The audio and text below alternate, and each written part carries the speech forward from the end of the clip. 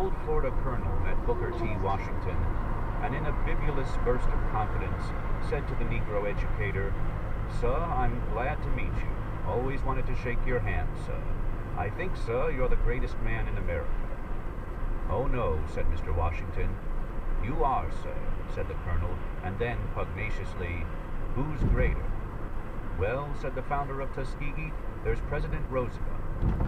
"No, sir," roared the colonel, "not by a jugful. I used to think so, but since he invited you to dinner, I think he's a, word omitted, scoundrel." The library rang with presidential laughter. A gong sounded, and Roosevelt led the way into the dining room. Baker left a bemused account of the subsequent proceedings. It was a very simple lunch served by a maid. At first, the president talked postal affairs with Mr. Bonaparte, asserting over and over again that he wanted the investigation to be through. "I don't care who it hits," he said. "We must get to the bottom of these scandals." He then turned abruptly to me and said, "Baker, who is the chief devil down there in the Salt River Valley?"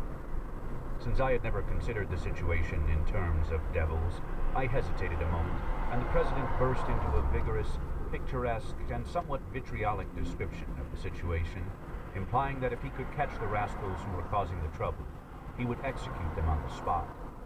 Several of the statements he made seemed to me to be inaccurate, or at least exaggerated, but when I tried to break into the conversation, boiling inside with my undelivered articles and memoranda, one of which, indeed, I tried to draw from my pocket, the president put one fist on the table beside him, looked at me earnestly, and said, "Baker, you and I will have to get together on these subjects."